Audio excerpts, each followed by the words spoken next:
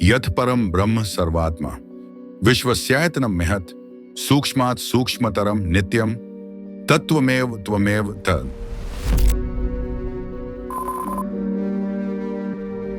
If Brahman is all-pervading and the very core of existence, can that identity be extended to us? Could Brahman be the same as our very own self? It may sound blasphemous, but the answer the Upanishads give is a clear yes. To understand what this really means, we must look at the source of this wisdom, the Upanishads, the final part of the Vedas, the spiritual and philosophical core of ancient India. Upanishad literally means sitting down near, the student sitting down near the guru while receiving spiritual knowledge, Gurumukh. They are called Shruti, that which was heard by the ancient seers in deep meditative states. These ancient texts don't talk about religion. They go beyond ritual and worship. The Upanishads are 3,000-year-old texts that explore how rituals, the universe, including gods, and human beings are connected. Their main focus is to understand two key concepts: Atman, the inner self, and Brahman, the ultimate reality. It reveals what is the self and what is the nature of reality. In this video, we'll explore why the Upanishads say that you are Shiva and what it truly implies.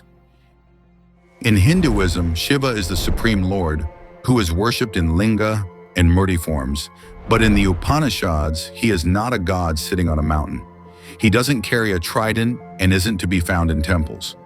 Ancient texts describe Shiva as not a personality but a principle, formless consciousness, the Brahman, which is often associated with Shiva in the context of Shaivism. This deeper understanding of Shiva didn't come from imagination or belief. It came from direct inner experience. The ancient sages, or rishis, who were of great intelligence, turned inward to explore the nature of reality as they tried to understand the reason for their existence. Through rigorous practices of meditation, austerity, and contemplation, they transcended the limitations of the body, mind, and ego. In states of deep meditative absorption, samadhi, they experienced Shruti, the revelations that became the Upanishads. In these meditative states, the sages realized that the Atman, the individual self, is not a separate entity bound by time, space, or causality. Instead, it is pure consciousness, eternal and identical to Brahman. This non-dual truth is encapsulated in the Mahavakyas, great sayings of the Upanishads, such as Aham Brahmasmi, I am Brahman. The sage's realization was not theoretical, but experiential. By silencing the mind and piercing through the layers of illusion, Maya, they discovered that the apparent multiplicity of the world, gods, humans, nature, is an expression of one unified consciousness. As mentioned in the Mundaka Upanishad, Brahmaivadam Vishvam, all this is indeed Brahman.